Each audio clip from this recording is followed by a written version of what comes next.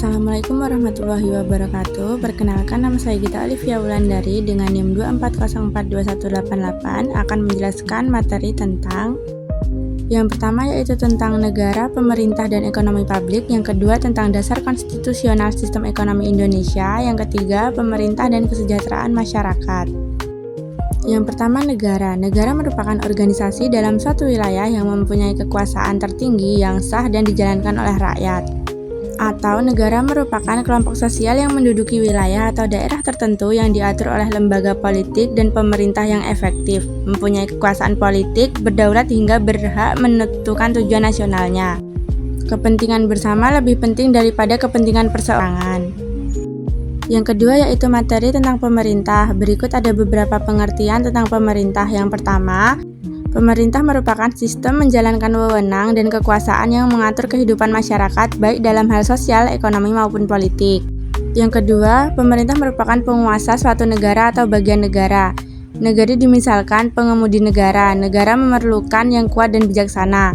Yang ketiga, pemerintah merupakan sekelompok orang yang secara bersama-sama memiliki tanggung jawab terbatas untuk menggunakan kekuasaan.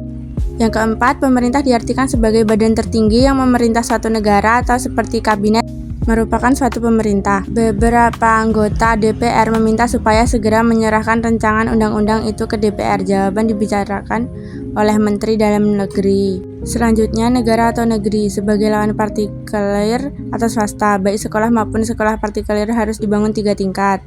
Undang-Undang Nomor 32 Tahun 2004 menjabarkan pembagian wewenang antara pemerintah pusat dan pemerintah daerah.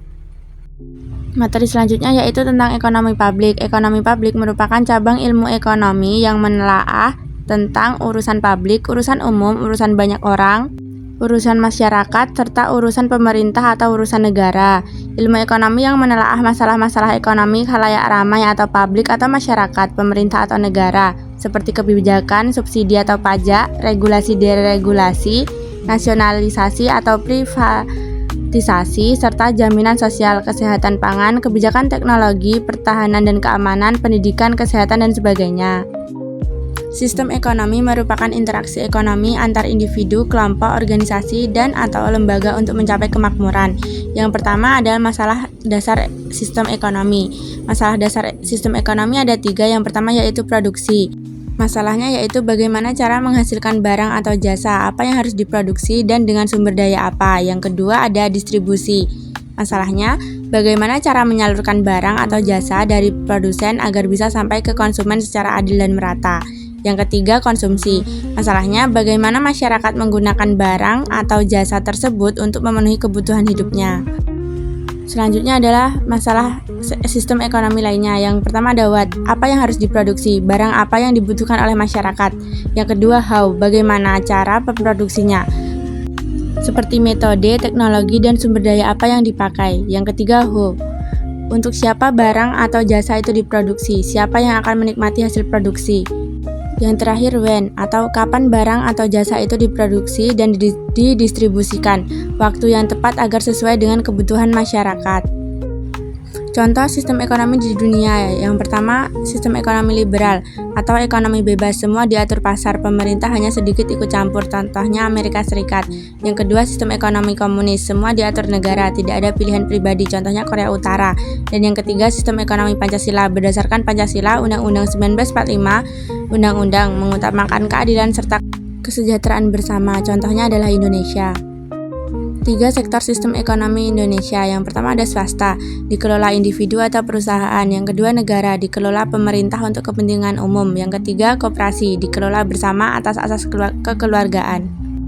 Materi selanjutnya dasar konstitusional sistem ekonomi Indonesia. Yang pertama ada manusia. Manusia adalah makhluk individu dan sosial. Yang kedua, Undang-Undang 1945 Pasal 33, perekonomian atas asas kebersamaan dan kekeluargaan. Cabang produksi yang penting dikuasai negara, bumi, air, dan kekayaan alam dikuasai negara untuk kemakmuran rakyat, keseimbangan, kemajuan, dan kesatuan ekonomi nasional. Yang keempat, perekonomian nasional berdasarkan demokrasi ekonomi dan prinsip-prinsip dan menjaga keseimbangan, kemajuan, dan kesatuan ekonomi nasional. Penjelasan lebih lanjut dalam Undang-Undang. Pasal pelengkap, Pasal 23 APBN pajak mata uang keuangan negara. Pasal 27 tentang hak-hak rakyat untuk pekerjaan dan penghidupan yang layak. Pasal 34 kewajiban negara terhadap fakir miskin dan anak-anak terlantar. Undang-Undang Nomor 25 Tahun 2004 Sistem Perencanaan Pembangunan Nasional.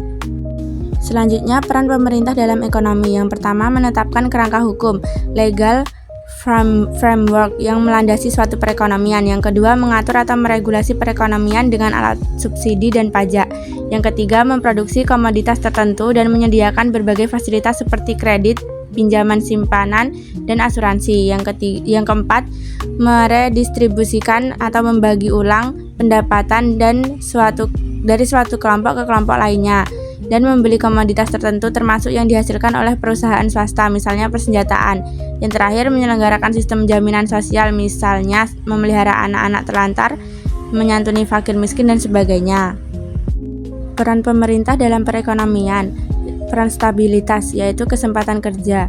Harga stabil sama dengan ekonomi makro. Maksudnya adalah menjaga agar ada cukup kesempatan kerja dan harga tetap stabil. Yang selanjutnya, alokasi atau sumber daya. Maksudnya adalah bagaimana sumber daya dipakai sebaik mungkin. Secara langsung yaitu belanja barang atau jasa, secara tidak langsung yaitu sebagai pajak, subsidi, mendorong atau menghambat kegiatan tertentu. Selanjutnya, distribusi, pemerataan atau trade-off, dan efisiensi. Maksudnya adalah bagaimana hasil ekonomi dibagi merata meski ada trade-off dengan efisiensi. Yang terakhir, ekonomi publik fokus pada efisiensi.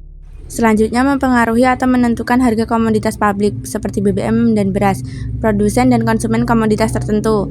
Yang ketiga, mendorong atau menghambat kegiatan tertentu melalui peraturan, subsidi, pajak, insentif, dan seterusnya.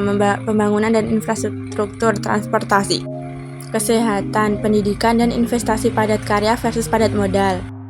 Materi terakhir yaitu tentang pemerintah dan kesejahteraan publik. Yang pertama, ada pengarah pemanfaatan sumber daya nasional secara efisien dan efektif.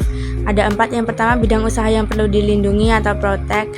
Yang kedua, bidang usaha yang perlu dibantu. Yang ketiga, bidang usaha yang perlu didorong. Yang keempat, bidang usaha yang perlu dilarang.